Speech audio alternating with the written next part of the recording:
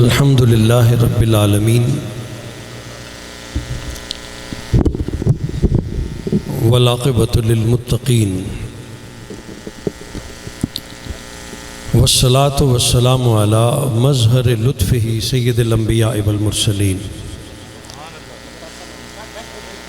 اما بعد فاعوذ باللہ السمیع العلیم من الشیطان الرجیم بسم اللہ الرحمن الرحیم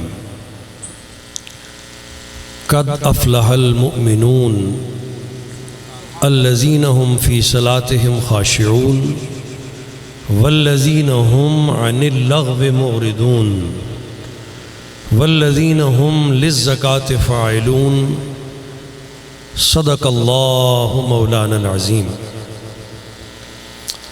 ان اللہ و ملائکتہ یصلون علی النبی یا ایہا الذین آمنوا صلوا علیہ وسلموا تسلیما۔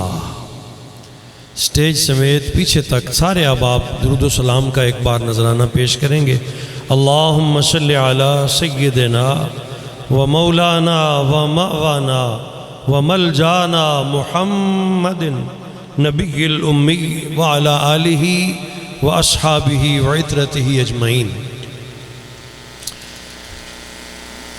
کوئی گل باقی رہے گا نہ چمن رہ جائے گا، ایک رسول اللہ کا دین حسن رہ جائے گا۔ ہم سفیرو باغ میں ہیں کوئی دن کے چہچہے، بلبلیں اڑ جائیں گی سونا چمن رہ جائے گا۔ اطلس و کم خواب کے پوشاک پر نازاں نہ ہو، اطلس و کم خواب کے پوشاک پر نازاں نہ ہو، اس تنے بے جان پر خالی کفن رہ جائے گا۔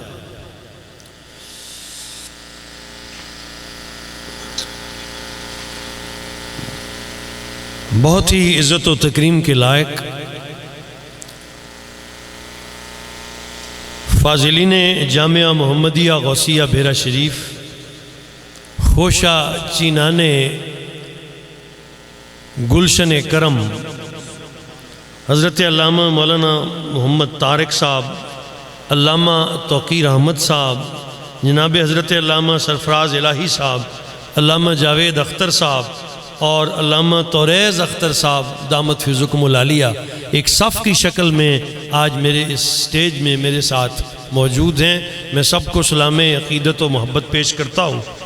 بانیان محفل جناب ظہیر الدین بابر صاحب، جناب ہمایوں منشا اور زین العابدین، جنہوں نے اپنے والد ملک غلام منشا رحمۃ اللہ تعالیٰ علیہ کے ایصال ثواب کے لیے اس خوبصورت محفل کا انعقاد کیا، دعا گو ہوں اللہ کریم انہیں لمحے لمحے کا اجر عطا فرمائے۔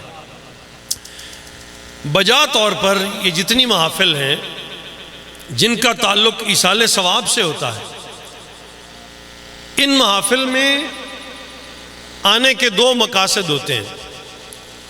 پہلا مقصد یہ ہے کہ جانے والے کو اپنی بندگی، اپنے کلمات طیبات کا ثواب پیش کیا جائے۔ اور دوسرا بڑا مقصد جو آج کے دور کی ضرورت ہے، یعنی اتنا بڑا اجتماع کرنا، یوں سارے علماء کو جمع کر کے ان کی گفتگو کے ذریعے اس پروگرام کو ایصال ثواب اور دعا تک لے جانا، آج کے دور کی سب سے بڑی ضرورت ہے کہ لوگوں کو تذکیر اور نفع کی بات بتائی جائے، نصیحت کی جائے کہ شاید کسی کے دل میں کوئی ایک بات ٹھہر جائے۔ تو جسے تذکیر کی بات سے نفع حاصل ہو گیا، اللہ اور اس کے رسول کی بات جس کے من میں ٹھہر گئی اور وہ عمل ہو گیا، تو کرنے والا بھی اجر پا گیا، عمل کرنے والے نے بھی اجر پا لیا۔ تو اللہ تعالیٰ مجھے بھی جتنا وقت دیا گیا ہے، میں علماء کے جھرمٹ میں موجود ہوں، تو ان کی توجہات چاہتے ہوئے آپ ماشاءاللہ کثیر تعداد میں بزرگ ہیں، نوجوان ہیں، بچے موجود ہیں، آپ کو بھی سلام عقیدت و محبت پیش کرتے ہوئے تھوڑے سے وقت جو مجھے دیا گیا، عادت ہے میری انشاءاللہ وقت سے آگے نہیں جاتا، کوشش کریں گے کہ اسی وقت میں اپنی بات مکمل کی جائے۔ برادران ذی قدر،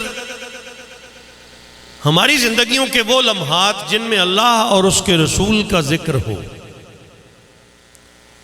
حقیقت میں وہی قیمتی ہیں۔ ہمارے وجودوں پر اور ہماری آنکھوں پر غفلت کی ایک چادر ہے جو ہمیں یہ نور دیکھنے نہیں دیتی۔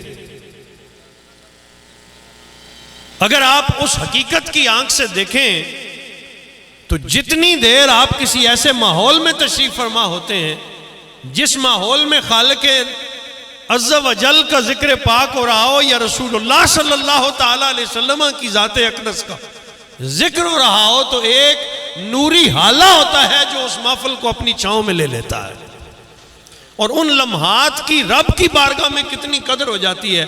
میں شیخ سعدی شیرازی رحمۃ اللہ تعالی علیہ کے ایک نصیحت کا سہارا لیتے ہوئے آپ کو سمجھانے کی کوشش کروں گا، اور پھر اپنے مضمون کی طرف آتا ہوں کہ اس وقت کی قدر کتنی ہے، اس لمحے کی قدر کتنی ہے جس میں آپ بیٹھے۔ ہم ملک منشا صاحب کے بچوں پہ کوئی احسان کرنے نہیں آئے، ہم اپنی بگڑی بنانے آئے، اپنی آخرت سنوارنے آئے، اپنی زندگی کی قدر ڈالنے آئے۔ شیخ سعدی فرماتے ہیں کہ ایک بابا تھا، جیسے آپ کے گاؤں میں بھی بیسیوں لوگ ایسے ہوتے ہیں جو صبح اپنے جانور لے کے نکلتا، چرانے کے لیے جو میں چلا جاتا اور شام تک جانور چراتا واپس آ جاتا، یہی اس کی زندگی تھی۔ ایک دن وہ بابا گھر سے اپنی محلے سے نکل رہا تھا تو گلی سے اسے پتھروں کا ایک تھیلا ملا۔ یہ بڑا سننے والا واقعہ اور بڑی نصیحت آموز بات ہے۔ شیخ سعدی کا حسن یہ ہے کہ وہ سادی باتوں میں دین سمجھاتے ہیں۔ فرماتے ہیں بابے کو ایک تھیلا ملا جس میں کچھ پتھر تھے، بابے نے وہ تھیلا اٹھا لیا اور کندھے پہ ڈالا، نیت اور ارادہ یہ کیا کہ جب چھپڑ سے بھینسیں اٹھانی ہوں گی نا تو اس میں سے ایک پتھر نکال کے ماریں گے اور بھینسیں اٹھا لیں گے۔ اتنی ساری اس کی سمجھ تھی۔ اب وہ چلا گیا، وہ روزانہ 2 پتھر نکالتا، جب بھینسیں اٹھانی ہوتی مارتا، اٹھا لیتا، واپس آ جاتا۔ آہستہ آہستہ وہ پتھر کم ہونے لگے تو ایک دن بابے کے ساتھ ملاقات ہوئی ایک جوہری کی جو پتھر شناس تھا۔ تھیلے میں سے پتھروں کی روشنی اس نے محسوس کر لی، بابے کے قریب ہوا اور بابے سے کہنے لگا بابا یہ جو پتھر تو نے تھیلا رکھا ہوا ہے یہ فروخت نہیں کرتے ہو؟ بابے نے کہا یہ بلا کوئی خریدتا بھی ہے؟ اس نے کہا ہاں میں ان کا خریدار ہوں، اور اگر تو بیچنا چاہتا ہے تو میں یہ جو تیرے پاس پتھر موجود ہیں نا ان کے میں تجھے 10,000 درہم دیتا ہوں۔ کتنے؟ بولیں ذرا سارے، 10,000 درہم لے لو، یہ تھیلا مجھے دے دو۔ بابے کی چیخ نکل گئی اور اتنے کرب سے رویا، جوری یہ سمجھا کہ شاید میں نے اس کے پتھروں کی صحیح قدر نہیں کی، میں نے ریٹ صحیح نہیں لگایا، مول ٹھیک نہیں لگایا، اس لیے بابا رویا ہے۔ اس نے کہا بابا رو نہیں، اگر یہ پیسے کم ہیں تو میں 15,000 درہم دینے کو تیار ہوں، اگر میں نے تیرے پتھروں کی قدردانی نہیں کی تو میں 15,000 دے دیتا ہوں، یہ پتھر مجھے دے دے۔ بابا اور زیادہ رونے لگا۔ اس نے کہا وجہ تو بتا، آخر روتا کیوں ہے؟ کیا میں ان پتھروں کی قیمت صحیح نہیں لگا رہا؟ اس نے کہا نہیں، میں تیرے قیمت لگانے پہ نہیں رو رہا۔ بڑی سننے والی بات، میں تیرے قیمت لگانے پہ نہیں رو رہا، روتا اپنی قسمت کو ہوں۔ اگر مجھے پہلے دن پتہ لگ جاتا کہ میرے تھیلے میں موجود ان پتھروں کی قیمت اتنی ہے تو میں چھپڑ میں پھینک کے ضائع نہ کرتا۔ میں نے کتنے پتھر چھپڑ میں پھینک کے ضائع کر دیے، وہ اگر میں سارا پتہ ہوتا مجھے تو میں پہلے دن ہی تیرے پاس لے کے آتا اور پورے تھیلے کی قیمت لے لیتا۔ اب واقعہ ختم ہو گیا۔ شیخ سعدی نیچے نتیجہ لکھتے ہیں، اے بندہ مومن، تیرے پاس تیری زندگی وہ بابے کے پتھروں کا تھیلا ہے۔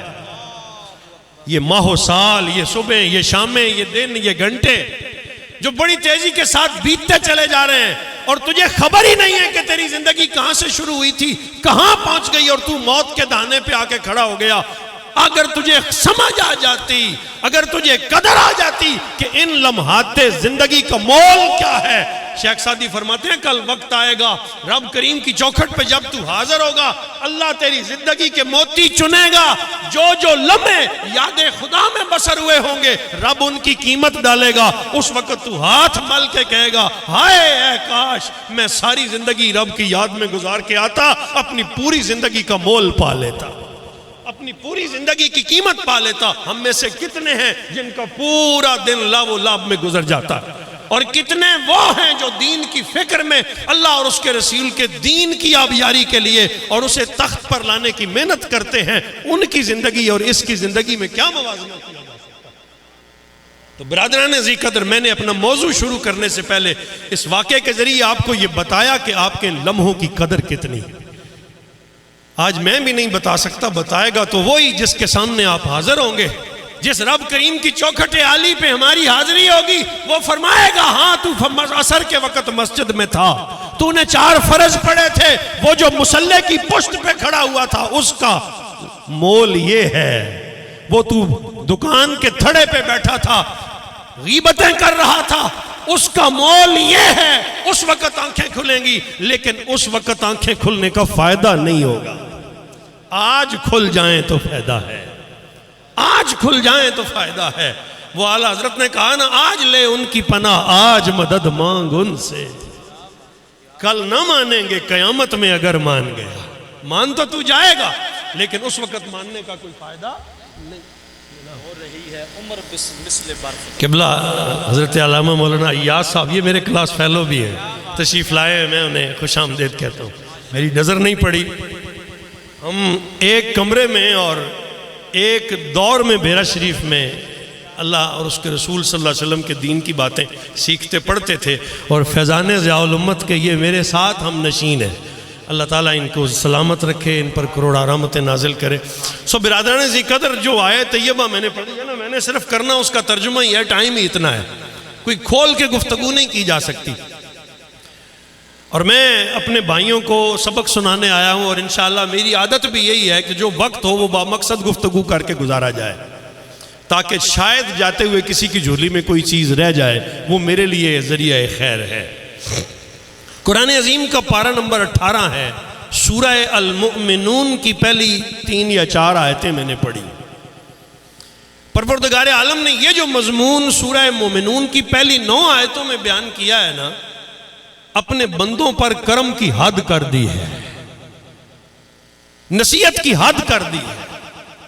فرمایا ہے بندگان خدا، میں نے تمہیں دنیا میں بھیجا ہے اس خوبصورت شکل و صورت کے ساتھ، سر کے بالوں سے لے کر ناخنوں تک یہ وجود کی رانائیاں میں نے تمہیں بخشی ہیں نا، تو کس لیے بخشی ہیں؟ کہا اس میں اگر تم یہ چاہتے ہو کہ تمہیں فلاح نصیب ہو، اور کل تم ان لوگوں میں لکھے جاؤ جو کامیاب زندگی بسر کر کے آئے ہیں، تو میزان کامیابی کا کیا ہے؟ فرمایا قد افلح المؤمنون. فلاح اسے ملے گی جو مؤمن ہو. یہ لفظ ذرا میرے ساتھ ایک دفعہ کہیں، فلاح اسے ملے گی جو مؤمن ہو. یہ جو لفظ مؤمن ہے نا، اس کی جمع مومنون ہے، میم واو میم اور نون. مؤمن لغت میں عربی کے قواعد سے اس کا جو معنی اور مفہوم ہے نا، وہ یہ ہے امن دینے والا. لذت لیں ذرا اس کی. اللہ فرما رہا ہے فلاح انہیں ملی جو امن والے ٹھہرے، فلاح انہیں ملی جو خیر تقسیم کرنے والے ہوئے، جو بھلائی تقسیم کرنے والے ہوئے. یہ سارے اس کے معنی ہو سکتے. قد افلح المؤمنون، وہ جو امن بانٹنے والے ہیں. بڑا ایک پیارا جملہ ایک عارف کہہ وہ فرماتے ہیں، مومن ایک گھنی چھاؤں والے درخت کی طرح ہوتا ہے، وہ خود جل بھی جاتا ہے، نیچے بیٹھنے والوں کو دھوپ نہیں لگنے دیتا. یہ کردار ہے ایمان والوں کا. اور پچھلی ساری زیست میں سرکار سے لے کر آپ کے سارے غلاموں میں آج تک ایمان والوں کا تعارف یہی رہا ہے. وَيُؤْثِرُونَ عَلَىٰ أَنفُسِهِمْ وَلَوْ كَانَ بِهِمْ خَصَاصَةٌ. ایک ذرہ برابر بھی کوئی شے ہو تو مومن اپنی ذات پر دوسرے کو ترجیح دیتا ہے. آج ہمارا تعارف غلط ہو گیا.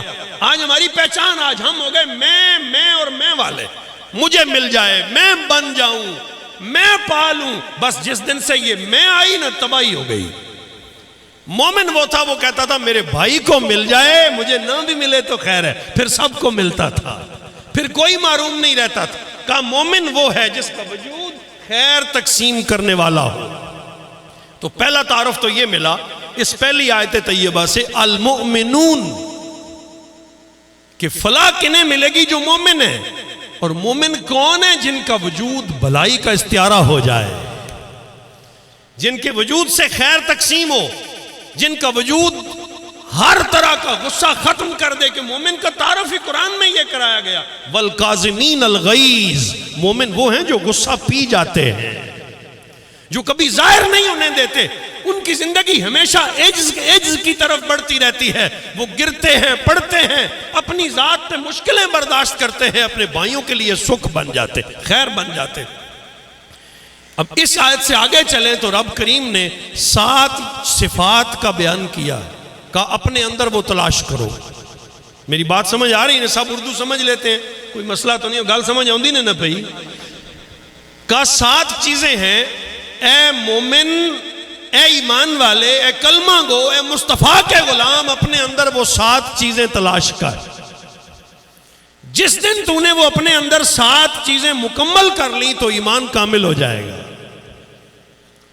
ایک ایک چیز کھول کے بیان کی. فرمایا قد افلح المومنون، فلاح مومنوں کے لیے. مولا کون مومن؟ فرمایا الذین هم فی صلاتہم خاشعون. کون مومن؟ وہ مومن جو اپنی نمازوں کے معاملے میں اللہ کا خوف رکھتے. جیسے ملک غلام منشا صاحب کے بارے میں بتایا جا رہا تھا کہ خود مسجد اسٹیبلش بھی کی اور خود اس کے امام بھی تھے اور دنیا داری بھی رکھتے تھے، لیکن دینداری کا عالم یہ تھا کہ آخری دن کے شام کی جماعت کروا کے گئے. یہ حسن زندگی ہے. فجر کی جماعت بھی کرا کے گئے. کیا بات ہے! یہ وہ حسن زندگی ہے جو انسان کی دنیا اور دین دونوں کو جوڑ دیتی. اور ان کے جڑنے کا نام ہی انسانیت ہے، ان کے جڑنے کا نام ہی ایمان ہے. کہ مومن کی پہلی صفت، اس کی زندگی کی پہلی سیڑھی یہ ہے الذین هم فی صلاتہم خاشعون. اب میں آپ سے التجا کروں گا، اپنے اپنے من میں غور فرمائیں مجھ میں کتنی ساری یہ صفات موجود ہیں. میں صرف پڑھ رہا ہوں، آپ کو سمجھ آتی جائے. کر رہا آج قرآن کی بات کر رہے ہیں.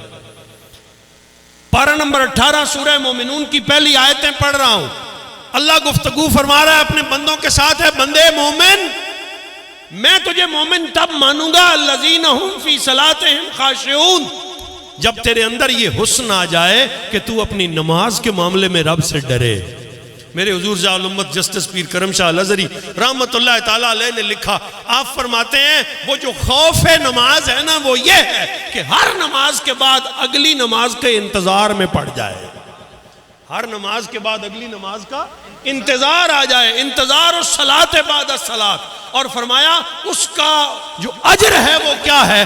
اجر یہ ہے، میرے سرکار ارشاد فرماتے ہیں جس کو انتظار الصلاۃ بعد الصلاۃ، نماز کی انتظار کی چس آ گئی نا، اللہ کریم اس کے سارے وقت کو بندگی بنا دیتا. وہ بے وضو ہو کے سو گیا، غیر متوجہ ہو گیا، لیکن ایک توجہ موجود تھی، کب فجر کا مؤذن اذان دے گا تو میں مسجد جاؤں گا. اگر اس انتظار میں سویا تھا تو اس کا سونا بھی بندگی ہو گیا.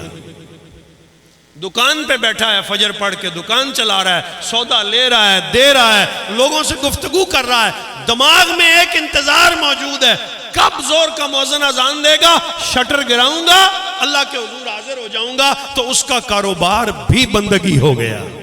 اب یہ میری بات نہیں ہے، سرکار کی بات. تو یہ پہلی چیز فرمایا الذین هم فی صلاتہم خاشعون. ایمان والے وہ ہیں جو اپنی نمازوں کے معاملے میں اللہ کا خوف رکھتے. اب کتنے ہم میں سے ہیں آپ دیکھ سکتے ہیں. آج ہمارے جنازوں کا حال یہ ہے، زور کی نماز کے بعد جنازہ ہوتا ہے، اسی محلے کی مسجد میں جہاں میت پڑی ہے نمازیوں کی تعداد 15 یا 20 اور جنازہ پڑھنے والوں کی 100. اس وقت ہم یہ کیوں نہیں سوچتے کہ یہ تو فرض کفایہ تھا. یہاں میں ملک صاحب کے خوف سے یا ان کی محبت میں آ گیا ہوں، رب کی محبت میں مسجد نہیں گیا. تو یہ خوف نماز پیدا نہیں ہوا، شوق نماز پیدا نہیں ہوا، خشیت نہیں آئی کہ یہ رب کا فرض ہے. اگر میں اس کے حضور جھک کر نہیں کہتا سبحان ربی الاعلی تو وہ مالک کریم ناراض ہو جائے گا. ملک صاحب ناراض ہو بھی گئے تو انہیں راضی کر لوں گا. اگر وہ روٹ بیٹھا نا تو ایک لمحہ بندے پہ وہ بھی آتا ہے. یہ بھی قرآن کا فیصلہ ہے. فرماتا ہے وَمَنْ أَعْرَضَ عَنْ ذِكْرِي فَإِنَّ لَهُ مَعِيشَةً ضَنْكًا وَنَحْشُرُهُ يَوْمَ الْقِيَامَةِ أَعْمَىٰ. اور آخر پہ اسی آیت میں جا کے رب فرماتا ہے جب وہ بندہ مجھ سے پوچھے گا، سوال کرے گا مولا مجھے اندھا کیوں کیا، حشر میں میری آنکھیں دیکھتی کیوں نہیں، تو رب فرماتا ہے میں جواب دوں گا کذالک اتتک آیاتنا فنسیتھا. ذرا غور کرنا، دنیا میں ہم نے تجھے اپنی نشانیاں دکھائی تھیں، اپنا نور دکھایا تھا، تیرے پاس میرے مربی آئے تھے تیری تربیت کرنے کے لیے، تجھے حق بات بتانے کے لیے. تو نے کان بھی بند رکھے، آنکھیں بھی بند رکھی، نہ دیکھنے کی کوشش کی نہ سننے کی. تو اس وقت تو نے نہیں سنا تھا، اس وقت تو نے نہیں دیکھا تھا. کذالک الیوم تنسیٰ، جا آج تجھے تیرا رب بلاتا ہے. میرے حضور جلال امت لکھتے ہیں جس پہ وہ لمحہ آئے گا بتاؤ کس دروازے پہ جائے گا. اس دن تو کوئی دوسرا دروازہ نہیں ہوگا.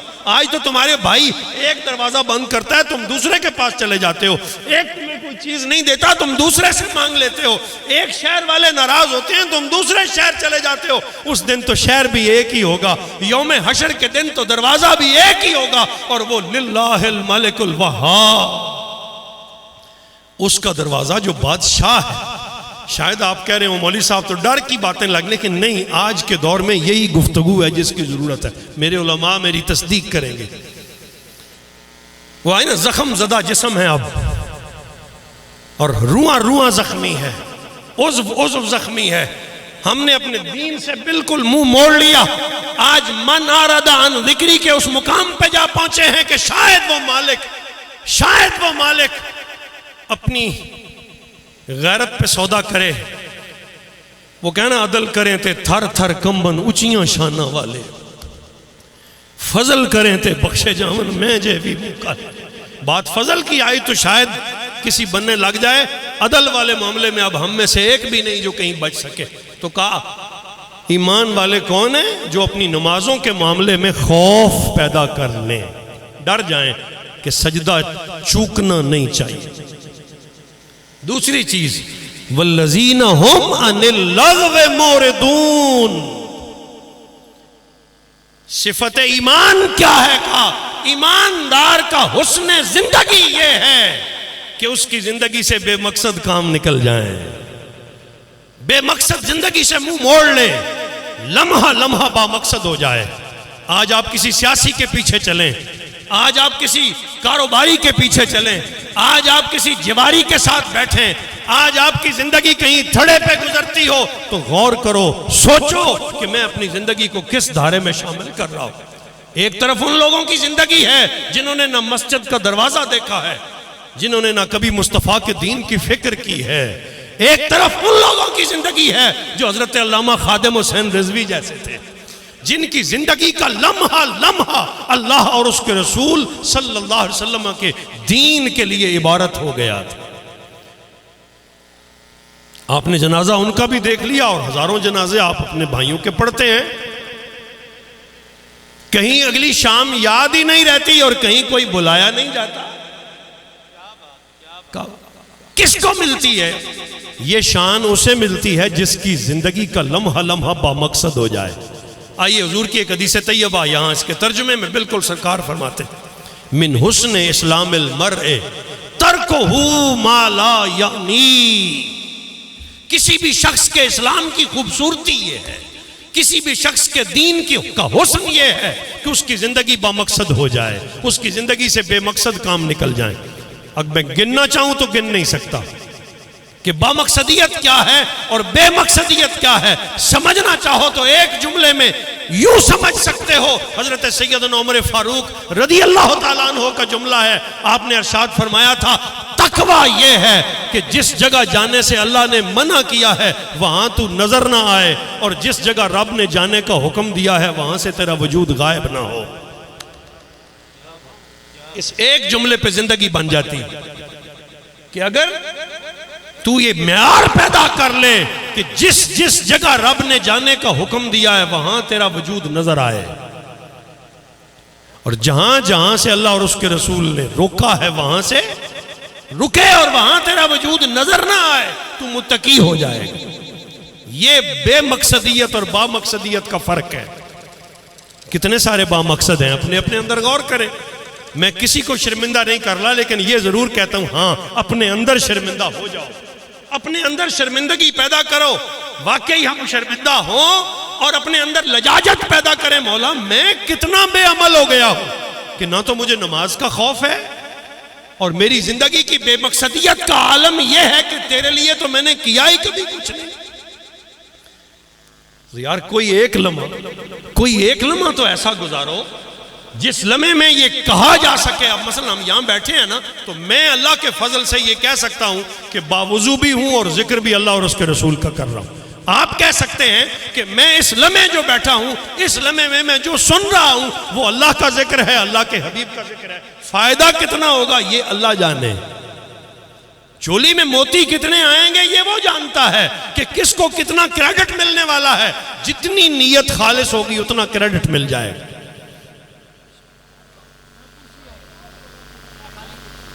توجہ میری طرف رکھیے، بس میں وقت تو ختم ہو گیا، میں یہیں بات سمیٹ لوں گا.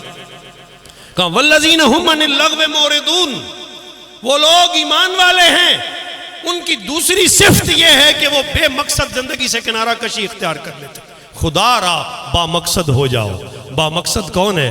جو اپنی نماز کا خیال رکھے، جو اپنی اولاد کی تربیت کا،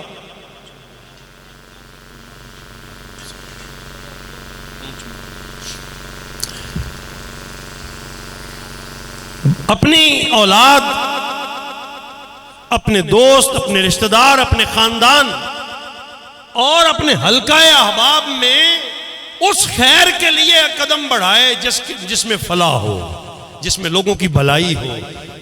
کہتے ہیں نا ایک راستے سے کانٹا، حضور سے ایک دفعہ صحابہ کرام تشریف فرما تھے، بات راستوں میں بیٹھنے پہ ہو رہی تھی تو سرکار نے فرمایا ایاکم والجلوس علی الطرقات، اے میرے صحابہ بکثرت راستوں میں بیٹھنے سے بچا کرو، گلیوں چوکوں میں بیٹھا ہی نہ کرو، اور اگر کبھی بیٹھنا پڑ جائے نا وَاتُ الطَّرِيقَ حَقَّهَا، تو پھر راستے کو راستے کا حق دینا.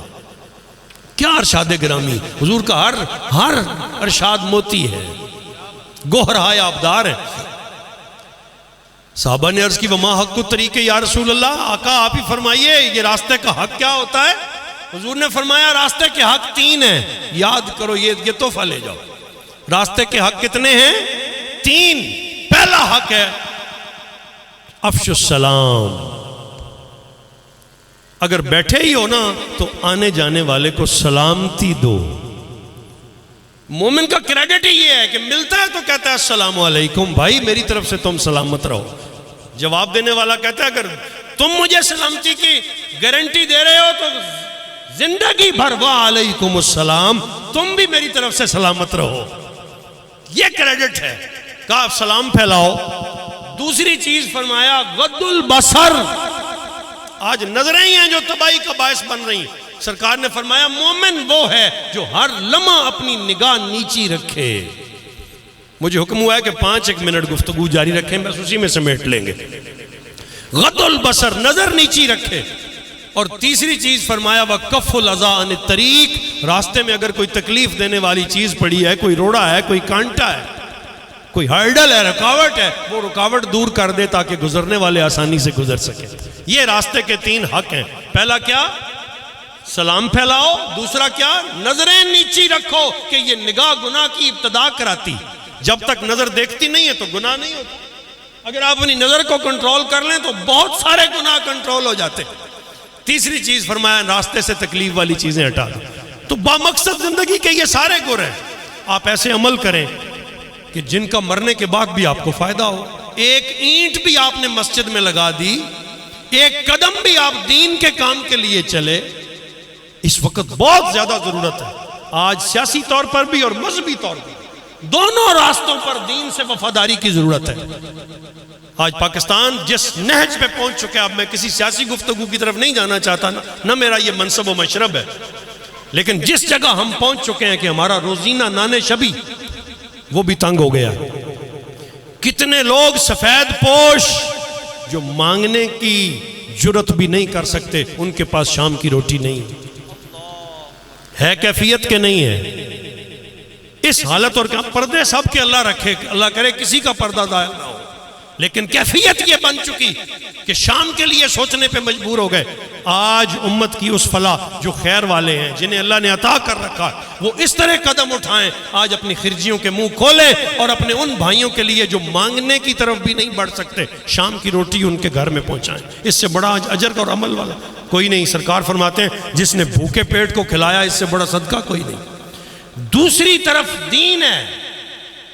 اب دین کی جس قدر حفاظت کرنی آج کے دور میں ضرورت ہے اتنی کبھی نہیں تھی. چور ہر رستے سے داخل ہونے کی کوشش کر رہے.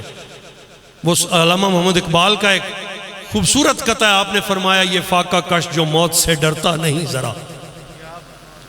اغیار یہاں پہنچے ہیں کہ یہ کمزور کیسے ہوگا. وہ سمجھ گئے ہیں کہ اس کو تم کسی صورت بھی تلوار سے نہیں مار سکتے, بم گولوں سے نہیں مار سکتے, ٹکڑے کر کے تباہ نہیں کر سکتے, بس روح محمد ان کے بدن سے نکال دو. اگر تم نے انہیں کمزور کرنا ہے نا مسلمانوں کو, ایک ہی طریقہ ہے, ان کو رسول اللہ سے دور کر دو. وہ علامہ خادم حسین رضوی رحمۃ اللہ تعالیٰ علیہ, اللہ ان کی قبر پہ کروڑوں رحمتیں, اور ان اس قبیل کے کتنے اور ہمارے ایسے عشاقان مصطفیٰ گزرے ہیں جنہوں نے صرف یہ محنت کی ہے کہ لوگوں کو رسول اللہ کے قریب کیا جائے. حضور علیہ السلام کی محبت, سرکار کا طریقہ لوگوں کو دیا جائے. آج اس کی بہت زیادہ ضرورت ہے. بھائی بیٹھے ہیں, جب جب یہ محنت کرتے ہیں, جب جب آپ کو بلاتے ہیں, تو جس طرح آپ اپنے سیاسی زعماء کے پاس دوڑ کے جاتے ہیں, ان کے پاس بھی دوڑ کے آیا کرو کہ جو فکر یہ دیں گے, جو سوچ یہ آپ کو دیں گے, وہ سوچ ہے جو حشر میں بھی قبر میں بھی آپ کو سرخرو کرے گی. اللہ پاک ہم سب کو توفیق عطا کرے. میرا مضمون یہیں رک گیا, کبھی پھر آئے تو انشاءاللہ اس کو آگے بڑھائیں گے. یہ 7 چیزیں تھیں جن میں سے ہم نے صرف 2 بیان کی ہے. حضرت نے مجھے حکم فرمایا کہ قربانی کے مسائل میں سے کوئی بات کر دیں, کیونکہ دن قربانی کے ہیں, تو بالکل 2 باتیں کرنا چاہوں گا. ایک تو یہ کہ آج کل سوشل میڈیا کا دور ہے, ہم کتاب نہیں پڑھتے, جو آتا ہے اسے آگے سینڈ بھی کر دیتے ہیں فوری طور پہ بے سمجھی میں. یاد رکھیں حضور نبی کریم صلی اللہ علیہ وسلم کا ارشاد ہے کہ کسی شخص کے جھوٹا ہونے کے لیے یہی بات کافی ہے کہ وہ ہر سنی سنائی بات آگے کر دے. آج یہ دور آ گیا ہے, ہمارے پاس میسیجز آتے ہیں, ہم پڑھتے بھی نہیں, آگے سینڈ کر دیتے ہیں. جب تک تحقیق نہ ہو کبھی کسی بات کو آگے نہ بھیجو. اب موجودہ دور میں ایک نیا مسئلہ اٹھا ہوا ہے. وہ کہتے ہیں جی کہ موجودہ مشکل دور ہے, عقل اس بات کو تسلیم کرتی ہے, بڑی بھوک ہے, بڑی پریشانی ہے, ابتری ہے, مقروض ہیں لوگ, قربانی چھوڑ دیں اور یہ پیسہ اٹھا کے غریبوں کو دے دیں. وہ جو زیادہ عقل رکھنے والے ہیں نا, وہ یہ اعلان کر رہے ہیں, اور اس پہ باقاعدہ ایک سوچ کے تحت کام ہو رہا ہے کہ شاعر اسلام سے لوگوں کو دور کریں. یاد رکھیں قربانی اللہ کی نشانیوں میں سے ایک نشانی ہے. قربانی شاعر اسلام میں سے ہے. نبی کریم صلی اللہ علیہ وسلم نے اپنے نبوی دور میں ہجرت مدینہ کے بعد 9 سالوں میں 1 سال بھی قربانی نہیں چھوڑی, جبکہ سرکار کے گھر میں 30 دن چولہا نہیں جلتا تھا. اندر کی حالت یہ تھی. حضور کی چوکھٹ پہ سرکار کی جھولی میں آپ کی آنکھوں کے سامنے 70 سے 72 اصحاب صفہ ایسے موجود رہتے تھے جن کے گھر میں کھانے کے لیے روٹی تک بھی نہیں تھی. اگر قربانی چھوڑ کے غریبوں کو کھلانا یہ سرکار کی سنت ہوتی تو نبی پاک صحابہ کو فرماتے قربانی رہنے دو, تم اصحاب صفہ کی خدمت کر دو. لیکن ایسا نہیں کیا, اور خود سرکار نے وصال سے پہلے حضرت علی کو ارشاد فرمایا, علی جب تک زندہ رہو میری طرف سے ایک قربانی کرتے رہنا. اور حضور نے خود ایک قربانی نہیں کی. علماء موجود ہیں جتنی سرکار نے قربانیاں کی, ہر سال 2 قربانیاں. بولو کتنی؟ 2. صحابہ نے پوچھا تو سرکار نے فرمایا ایک قربانی میری طرف سے, ایک میری ہے, اور دوسری میں اپنی اس امت کی طرف سے کرتا ہوں جو زندگی میں کبھی بھی قربانی نہیں کر سکیں گے. تو قربانی شاعر اسلام میں سے ہے. آپ اور 100 جگہ سے اپنے پیسے کاٹ کے غرباء کی خدمت کر سکتے ہیں. 100 راستے ہیں. وہ جو 15 لاکھ شادیوں پہ لگاتے ہیں وہ نہ لگائیں. جس کے گھر میں 6 گاڑیاں کھڑی ہیں وہ 5 فروخت کر دینا, تو وہ جا کے غریب کی بچی کے ہاتھ پیلے کرے. اسلام کے ساتھ نہ کھیلو, شریعت کے ساتھ کھلواڑ نہ کرو. جیسے طواف کے ساتھ چکر واجب ہے. کوئی یہ کہے کہ آج بڑی گرمی تھی میں نے 5 لگا لیے ہیں, تو کیا اس کا طواف ہو جائے گا؟ نہیں, اس نے واجب پورا نہیں کیا. اسی طرح قربانی واجب ہے.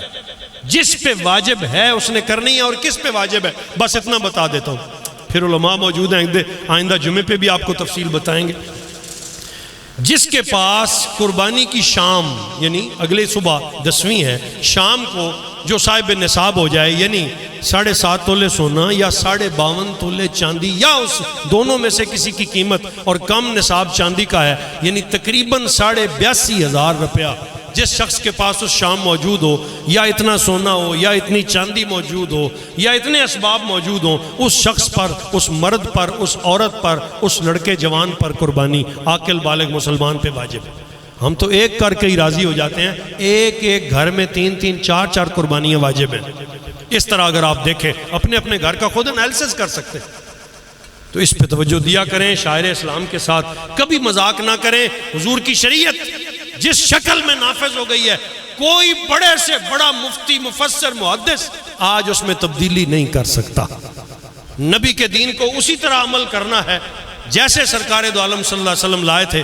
اللہ پاک میری حاضری قبول فرمائے۔ تھوڑے وقت میں میں نے کوشش کی کہ میں آپ تک اپنا پیغام پہنچاؤں، علماء کی موجودگی میں حق بیان کرنے کی صحیح کی۔ اللہ ہمارے اس بیان کو قبول کرے، ملک منشا صاحب کی قبر پہ کروڑہا رحمتیں نازل کرے، اور ہم سب کو مرنے سے پہلے اپنی آخرت کی تیاری کی توفیق دے دے۔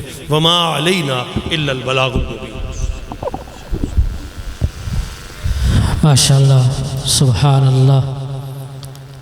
جناب حضرت علامہ مولانا غلام محی الدین صاحب فاضل بیرہ شریف اپنی حاضری پیش فرما رہے تھے بہت ہی خوبصورت انداز کے اندر۔ اللہ تبارک و تعالی جناب کے علم و عمل کے اندر مزید برکت نصیب فرمائے۔